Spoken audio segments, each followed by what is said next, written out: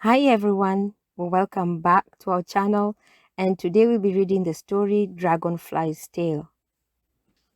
Once, many lifetimes ago, the people known as the Ashiwi offended spirits who had given them bountiful harvests. When the corn maidens withdrew their blessings, hard times came to the Ashiwi. It was left to a boy and his little sister, with the help of a wonderful insect fashioned from cornstalks, to restore the good fortune of their people. The story is based on a traditional Zuni tale that reflects on the original teller's concern with kindness to others and respect for nature's gifts.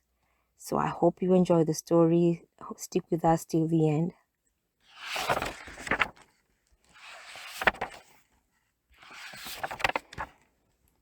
Many lifetimes ago, in the days of the ancient ones, there lived a tribe of the people known as the Ashiwi.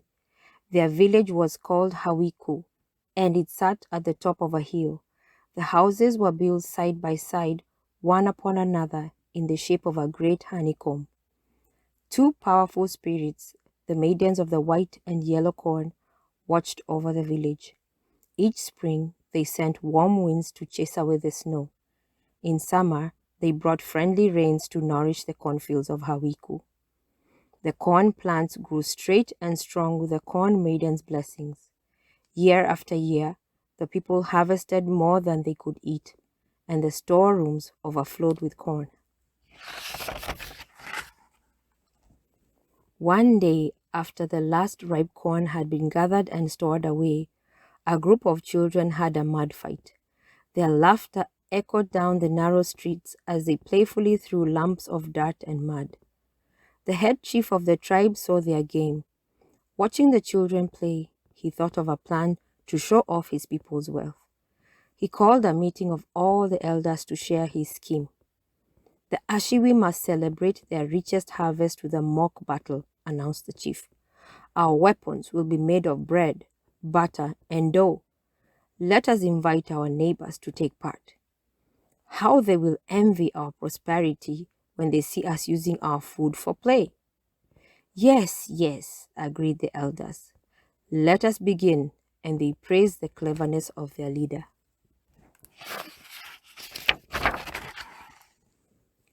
The elders ordered the people to prepare for the festivities. The swiftest runners were sent to summon the guests from the surrounding villages. Excited, the people set to work chopping wood to fuel the ovens and grinding corn into meal. The cooking fires roared and crackled. The air was sweet with the smell of baking bread and boiling mush. On the day of the celebration, the corn maidens decided to go to Hawiku to see what the commotion was about. Disguised as old, bedraggled women, they limped into town. No one noticed the warm, misty wind that accompanied them.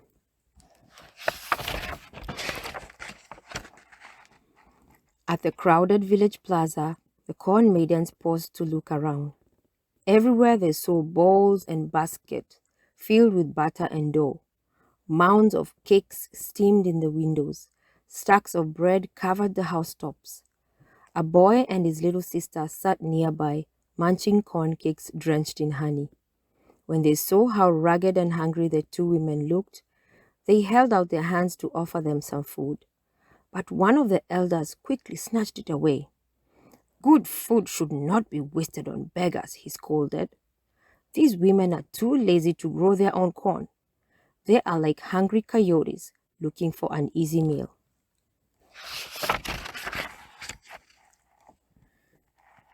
Suddenly, the plaza grew silent as the chief began to divide the people into teams. Then, with a nod of his head, the great battle began. Everyone laughed as they ducked flying bread and biscuits. One team hurled bowls of dough, while the other threw globs of butter. The invited neighbors stared in bewilderment as their hosts smeared each other with precious food. The corn maidens watched the fight with heavy hearts. They had blessed the Ashiwi with an abundance of food, but the people had thrown away their gifts. It is time to teach our children a lesson, said one maiden to the other. Then, like wind-blown smoke, they vanished. When the games ended, the guests went home in disgust. While the moon rose over the town, the seed-eaters scampered into the plaza. Silently, armies of mice, gophers, bugs, and birds carried away every crumb of food. Then they tunneled into the storerooms and stole the corn. They worked all through the night, for the corn maidens had warned them that a great famine was soon to come to the village of Hawiku. The people could hardly believe their eyes the next morning. All the wasted food that had covered the village streets had disappeared. The storerooms were half empty. "Who cares?" they asked one another. "We have more than enough corn to last through the winter, until our next great harvest." Winter came and was slow to pass. Warm winds arrived late, and the rains never fell to moisten the soil. The priests sang their most sacred chants and danced their most powerful rituals. But the corn maidens refused to send their blessings. The corn plants grew weak and withered in the hot, cracked earth. Their storerooms bare, the people ate cactus and ground bones. Autumn arrived, then winter, and the famine deepened. The snows came and were heavier than anyone could recall. What was to be done? The chief called together a council. "We will go to our neighbors for help," he declared. "If we delay, we will starve. We must leave for the village tonight." The people rushed to collect their warmest robes and blankets. They hurried from their homes and scrambled into the icy darkness. In one house, a boy and his little sister were forgotten. No one had noticed them sleeping beside the hearth. When the boy woke up, he climbed the ladder to the sky hole and gazed all around. The village was empty. Although he was frightened, he knew he would need to comfort his sister. Perhaps he could make a beautiful toy, something to remind her of happier times. "I know," he whispered. "I will make her a butterfly."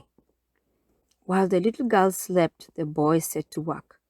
He carved the butterfly's body from the core of a dry cornstalk and made its legs from straw. Carefully, he cut the wings out of the brittle corn leaf. The leaf was narrow, so he had to make long, slender wings. Then he painted the insect with bright colors. The thin pigment spread out, making the eyes very large and forming a delicate patterns of lines in the corn leaf wings. The boy admired his creation. Although it did not look exactly like a butterfly, it was certainly a wonderful creature.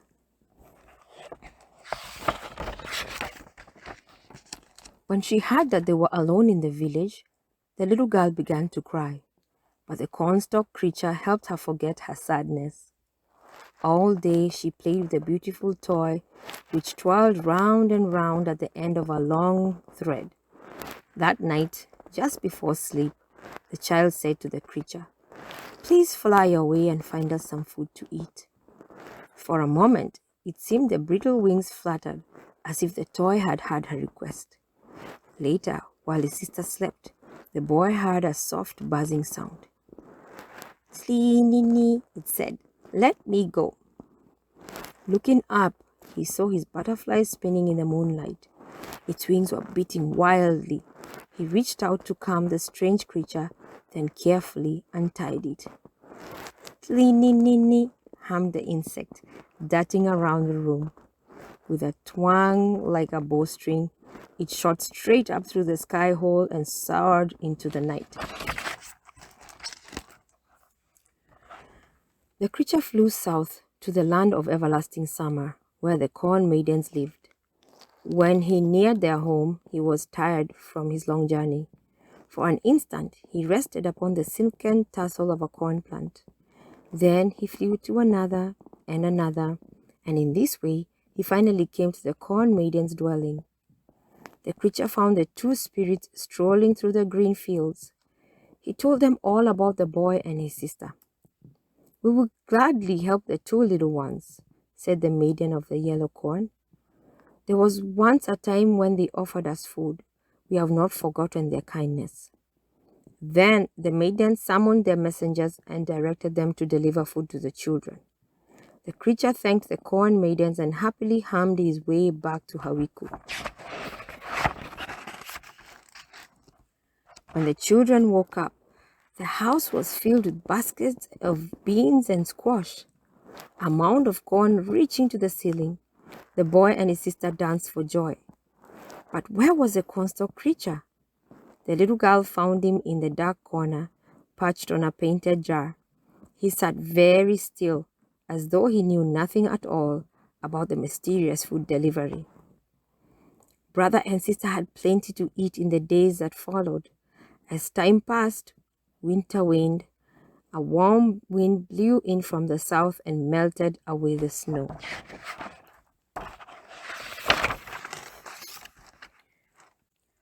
One morning, the children went out to plant corn. The boy sprinkled a handful of cornmeal onto the ground and thanked the corn maidens for their blessings. Then he poked deep holes in the dirt and dropped in the seed corn. The little girl covered the kernels with earth. That night, a misty rain fell over Hawiku. By morning, the children were surprised to see that tiny little corn plants had shot through the soil. Long wavy leaves appeared the next day, and on the third morning, silver tassels bloomed. When the sun rose on the fourth day, the plants had sprouted heavy ears of white and yellow corn. Happily, brother and sister picked the ripest ears, dug a pit, and roasted them. Filled with fresh corn, they fell asleep.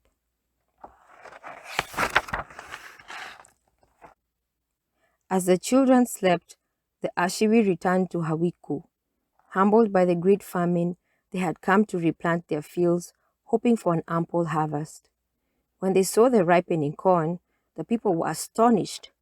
"We have been blessed by the corn maidens," they said to one another.